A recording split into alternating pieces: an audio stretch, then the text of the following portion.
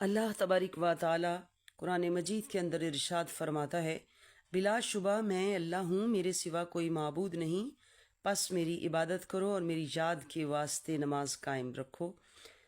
اللہ فرماتا ہے تمام نمازوں کی حفاظت کرو، اور قرآن ہدایت دیتا ہے ان لوگوں کو جو اللہ سے ڈرنے والے ہیں، جو اللہ پر غیب پر ایمان لانے والے ہیں، جو نماز قائم رکھنے والے ہیں، جو میرے رزق سے دیے ہوئے میں سے خرچ کرنے والے ہیں۔ حضور فرماتے ہیں یعنی جو بہترین عمل اللہ تعالیٰ نے بندے کے لیے مقرر فرمایا وہ نماز ہے۔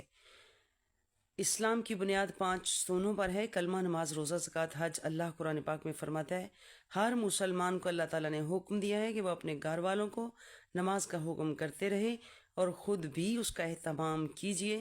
جنت میں جانا بندے کی خواہش ہے، نماز اللہ کی خواہش ہے۔ بندہ اللہ کی خواہش کو پورا کرے تو اللہ بندے کی خواہش کو پورا کرتا ہے۔ جو مسلمان 5 نمازوں کا اہتمام کرتے ہیں ان سے شیطان ڈرتا ہے۔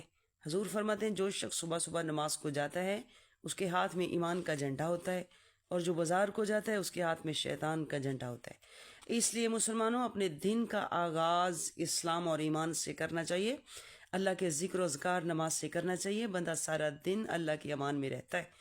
کائنات کی حقیقت میں غور کریں تو پتہ چلتا ہے کہ یہ ساری کائنات ہی اپنے بنانے والے کی نماز پڑھ رہی ہے۔ کوئی مخلوق رکوع میں ہے، کوئی مخلوق قیام میں ہے، کوئی مخلوق تحیات میں ہے، کوئی مخلوق سجدے میں ہے۔ جتنے بھی زمین پہ درخت ہیں سارے قیام میں ہیں، جھاڑیاں رکوع میں ہیں، زمین پہ بچھی ہوئی بیلیں سب سجدے میں ہیں، 4 پاؤں والے جانور سارے کے سارے رکوع میں ہیں، پہاڑ سارے کے سارے تحیات میں ہیں، سانپ بچھو کیڑے مکوڑے سب کے سب سجدے میں ہیں، چاند سورج ستارے سب رب کے آگے سجدہ ریز ہیں۔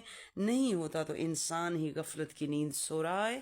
حضور صلی اللہ علیہ وسلم فرماتے ہیں نماز دل کا نور ہے۔ جب آدمی نماز میں داخل ہوتا ہے حق تعالی شانہ اس کی طرف پوری توجہ فرماتے ہیں، جب وہ نماز سے ہٹ جاتا ہے تو اللہ بھی توجہ ہٹا دیتا ہے۔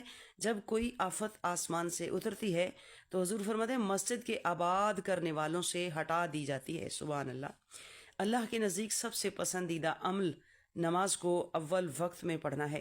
نماز افضل ترین جہاد ہے، یعنی نماز میں انسان اپنے نفس سے جہاد کرتا ہے، اور نفس کا جہاد سب سے افضل جہاد ہے۔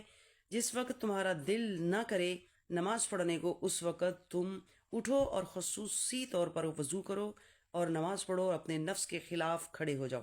کہہ دو اپنے نفس سے کہ تیری نہیں مانتا، میں اپنے رب کا حکم مانتا ہوں۔ ایمان والے تو وہ ہیں جو اپنے نفس کے آگے نہیں جھکتے، وہ رب کے حکم کے آگے جھکتے ہیں۔ نبی پاک علیہ الصلوۃ والسلام نے فرمایا جنت کی کنجی نماز ہے۔ جب انسان نماز کے لیے کھڑا ہوتا ہے جنت کے دروازے کھول دیے جاتے ہیں، اللہ تعالیٰ اور نمازی کے درمیان کے پردے ہٹ جاتے ہیں۔ نماز مومن کی معراج ہے۔ معراج کا مطلب ہے بلندی، عروج، یعنی اتنا بلند ہو جانا کہ اپنے رب سے ملاقات کر لینا۔ حضور صلی اللہ علیہ وسلم کی معراج ہوئی تھی عرش پر جا کر۔ حضور صلی اللہ علیہ وسلم فرماتے ہیں میرے غلاموں کو معراج ہوتی ہے سجدے میں جا کر۔ سبحان اللہ۔ حضور فرماتے ہیں نماز میرے دل کا سکون ہے، یعنی جو نماز پڑھتا ہے وہ اپنے نبی کے دل کو سکون پہنچاتا ہے، اللہ تعالیٰ اسے سکون دیتا ہے جو اللہ کے حبیب کو سکون دیتا ہے۔ حضور صلی اللہ علیہ وسلم فرماتے ہیں نماز میری آنکھوں کی ٹھنڈک ہے، یعنی جو نماز پڑھتا ہے وہ نبی پاک صلی اللہ علیہ وسلم کی آنکھوں کو ٹھنڈک پہنچاتا ہے۔ تو جو اللہ کے حبیب کی آنکھوں کو ٹھنڈا کرتا ہے اللہ تعالیٰ اس کی اولاد کی طرف سے اسے ٹھنڈا رکھتا ہے، اس کی آنکھوں کو ٹھنڈک پہنچاتا ہے۔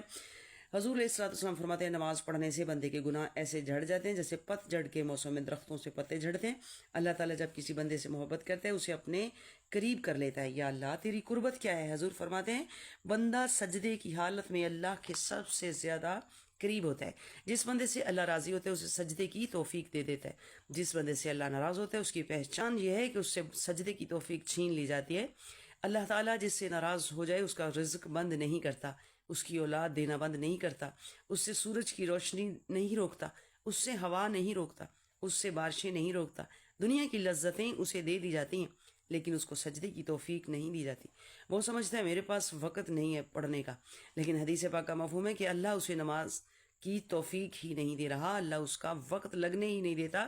ایک اللہ کے ولی کا قول ہے کہ اے لوگو جس بندے کو تم پسند نہیں کرتے تم اسے اپنے گھر نہیں بلاتے، تو جس بندے کو اللہ پسند نہ کرے تو اللہ اسے اپنے گھر کیسے بلائے؟